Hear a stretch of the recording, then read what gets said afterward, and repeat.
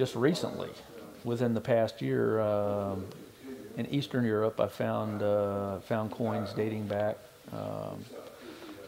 BC, before Christ, 2,500 years. So it's at 4,500 years, give or take a few hundred years, depending, because there's no mint marks on these coins. But I've got a silver Thracian coin. It's got the little smiley face on it. It's about the size of your pinky fingernail. That's just a spectacular coin. It's my favorite coin. I'll have to bring it in and show it to y'all. It's a really, really neat coin. I've got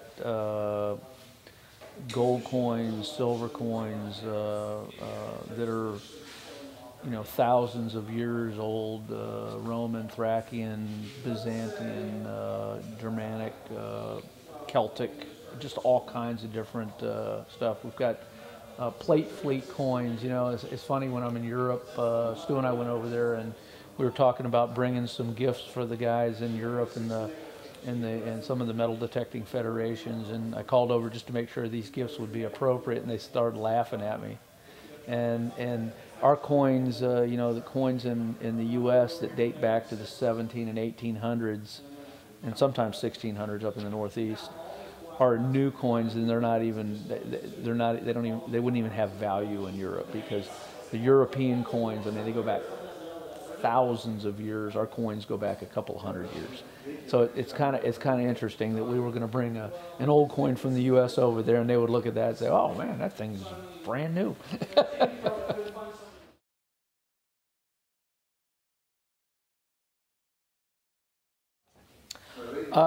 Interesting, as in, it would be how you define interesting. And who would define interesting?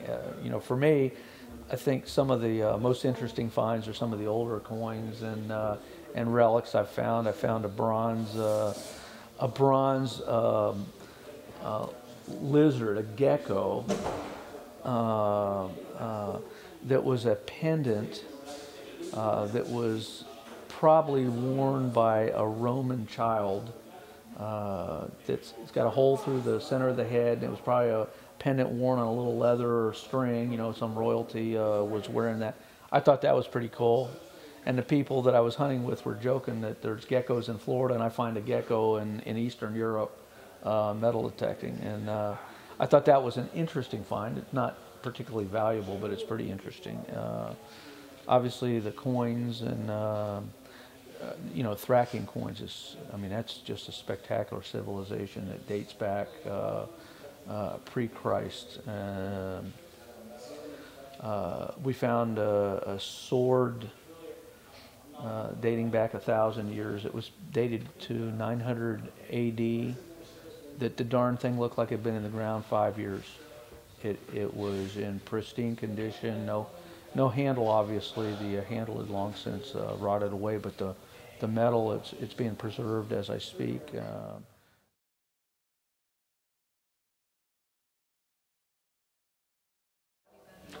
Oh my goodness. Well, obviously Canada with Oak Island filming and helping out with the production up there. I spent a lot of time in Eastern Europe, Bulgaria, Turkey, Romania, Greece. Not so much metal detecting in Greece, but researching and looking at history. In Europe, the UK, Netherlands, Denmark, Norway, Switzerland, Austria, France, Italy. Member of a club in Italy. I spent a lot of time down there as I'm over in that area. In Asia, I spent 22 years in Asia, so I was all over Asia. I lived in Japan 16 years. I was all over the beaches there, hunting and finding all kinds of goodies over there. Korea,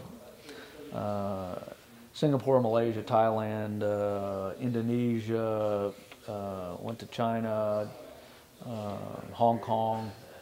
Just interesting places. When you're overseas and you go metal detecting, you pull out your detector. A lot of countries wouldn't even know what the detector is. They think I'm out either shelling or or looking for seashells with this piece of electronic equipment. They don't really know what I'm doing.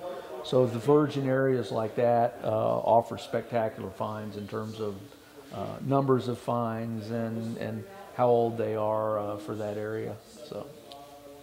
Do you have any favorites from that list?